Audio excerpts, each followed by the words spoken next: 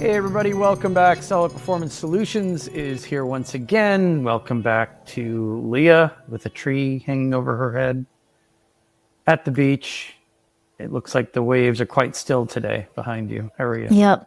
Good. How are you? Almost like a painting. Yeah, almost because it is.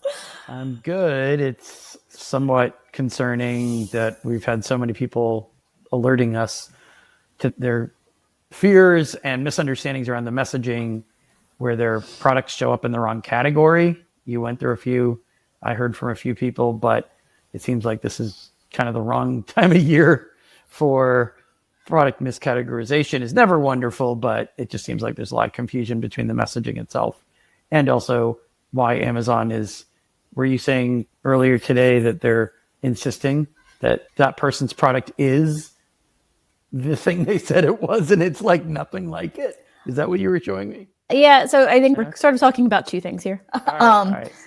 So yes, I mean, some products do get moved into the wrong category for a number of reasons. Sometimes it's Amazon's spiders, which I guess we are calling AI now. Amazon's AI that moves it to an incorrect category. Sometimes it's other sellers that are moving the products to an incorrect category. And I see that pretty consistently. I think the thing that I've been seeing a bigger uptake in recently, it's just we're kind of like going back to a few years ago because they improved and then now we're back to how it was, where Amazon is sending messages either requesting compliance documentation or suspending a listing because they think the product is something completely different than what the product actually is. And so then they're asking for documentation or they're asking for proof of compliance for a product that is not what your product actually is. They don't look. These messages are going out blind, but then when people appeal it and they reject it, they obviously didn't even look at what the ASIN was when they read the appeal.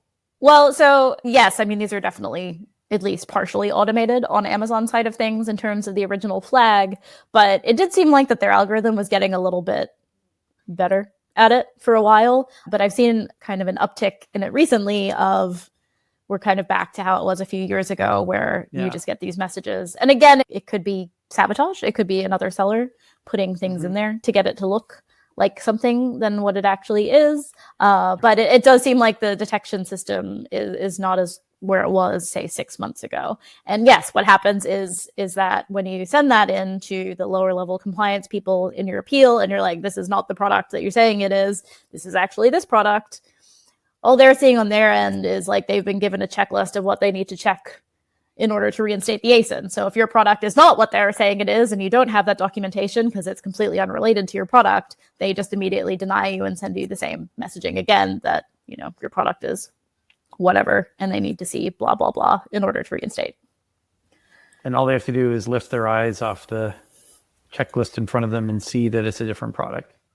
Right. And what's interesting is that I see a lot where this is also sort of going back to a few years ago where I'm seeing a lot of cases where it isn't necessarily something in the listing. Because, I mean, there's always going to be keyword flags. If you're using words that you probably shouldn't be using to describe your product, and the chances of that product being flagged for something that it isn't greatly increases. But what I'm seeing a lot more recently is that there's nothing that we can see on our side, which doesn't mean that there isn't something contributed by another seller that you can't see.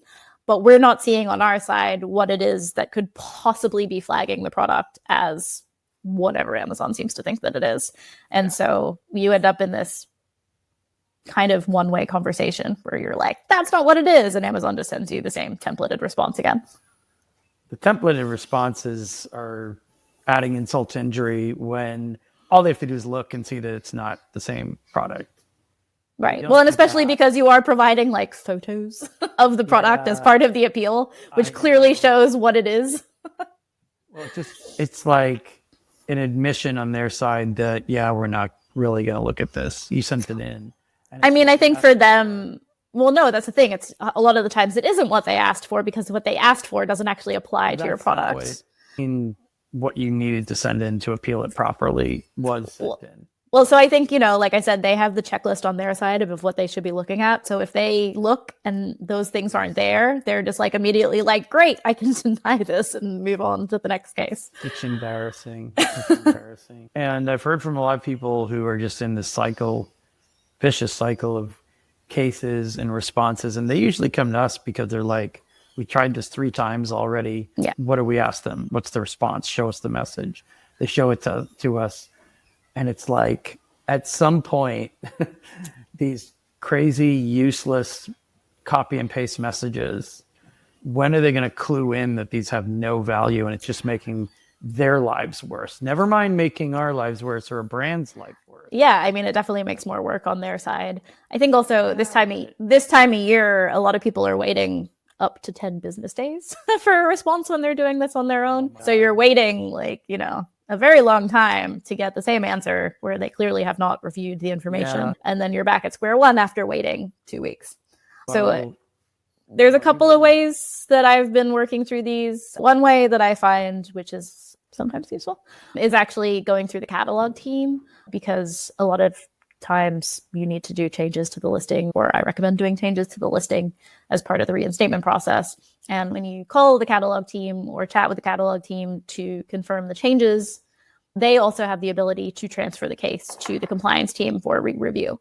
And sometimes, for whatever reason, the cases that they send over get reviewed a little bit better than the ones that you send through the appeal button. Yeah. So that sometimes works.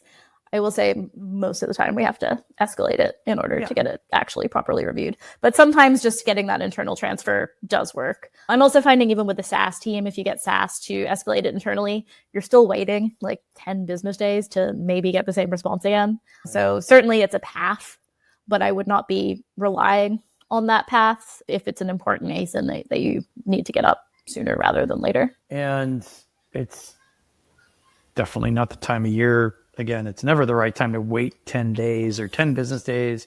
Whatever people are doing, definitely don't wait 5 days, let alone 10, for a copy and paste message that's exactly the same as what you got last time. Because if you've gotten that message 3 times, you're going to get it 3 more times. You know that in advance. You got to break out of that pattern. I've been doing a lot of content about not waiting, not sitting still for the mess that is Amazon messaging, which everyone knows it's boilerplate, says pretty much nothing. But what it does, it tells you one thing, which is the person who was responsible for reviewing it, taking an action, reversing gears and fixing something, their one task was left incomplete and they did not do what they were supposed to do. So, I mean, the only benefit I see to getting those responses is that it gives you a greater basis to escalate. Like if you're like, I've submitted this 7 times and 7 times you guys have not reviewed it, that is a fantastic basis of escalation. You do not have to do it 7 times, but if you have done it 7 times, that's a great basis to escalate. Proactively though, I would say if your product has any sort of like regulatory compliance identifier or number, and that is something that Amazon has a compliance attribute for in the back end, you want to make sure that you are entering that in. So for example, for a medical device, if you have a 510K, there is a compliance attribute for that. Make sure that your 510K number is in that compliance attribute. Again, it won't necessarily stop it from being flagged as something else, but it's one less step you'll have to do in the reinstatement process. And again, gives you a greater basis of escalation, saying, hey, this information was in there the entire time. Why isn't your system or your teams checking that information before taking down a listing for the wrong reason? I wanted to save the abuse attack stuff for next week, but I mean, this just encourages people to attack each other because they know Amazon's going to fumble the review, the response, the enforcement actions. They know in advance when they stress test how soft and under-responsive and unavailable or irresponsible those teams are. I mean, honestly, I'm surprised I don't see it more often as an abuse tactic, because not trying to give people ideas, but it is a very easy way to take down a listing. Abuse was supposed to be going down this year from last year. In some ways it was, but I don't think Amazon understands. I mean, maybe they're too close to it and too subjective, but I don't think they understand how these botched cases that could be so easily remedied. I do think that a lot of the times, particularly with this sort of abuse, the abuse team doesn't even know that a lot of these cases are happening. Yeah. Because you're just appealing for reinstatement of your product with the compliance team. or the catalog team. Like neither the compliance team nor the catalog team are going to then go to the abuse team and say, hey, this other seller put in incorrect information in order to get this listing flagged. And so they're not even aware of the scale. But unfortunately, if you do try to report it through their little link in account health, they're just like, we see no problem. Yeah. The case system, again, we're at the point now where it's like, are they even going to bother fixing the case system? Are they just going to wipe out, before we started rolling the camera here, we were talking about the layoffs. Are they just going to clean house and not replace these people? Because everyone is kind of in agreement that there's not much value left to recover or use. The AI is clearly not better. But eventually, most people assume it'll overtake the mush that we're experiencing now. I mean, why bother at this point? I mean, I've said this before. If you're trying to automate a process which already doesn't work very well, then the automation is probably not going to work very well either. So yeah, I assume it's something that will maybe improve in time, but there's a lot of things that I thought would improve in time that have not improved in time. I don't know. Sounds like as of today, they're doing some sort of open AI partnership. So maybe some of the brains and brawn of AI will seep out of that and into Amazon's collective heads. Once again, it's only as good as the inputs. Yes. That's what I'm saying. Maybe the inputs will improve if they're going to mesh in some way with the higher levels of AI knowledge and learning. But again, I'm sure Amazon's engineers are perfectly capable. It's just a matter of they're not given the information that they need to do that correctly. And that's kind of what happens when I get why they have siloed teams, but when your teams aren't allowed to talk to each other, a lot of information gets lost. Well, they're not allowed to talk to each other for lots of other reasons. Yeah, I understand the reasons why, but it also has these consequences. Yet another harbinger of things to come with episode topics like why is internal abuse still going on in this day and age? We'll address that next time, but for now, compliance questions. Obviously, this is the meat and gravy of Q4 the next few weeks. So I would say if people have emergencies, questions, problems, they should find you very quickly. I'm in Australia, so expect that time difference. Not in person, but they should locate us and talk to us pretty quickly because reaction time matters, discipline around research and reporting matters, and there's a lot of other people reporting stuff, not just you.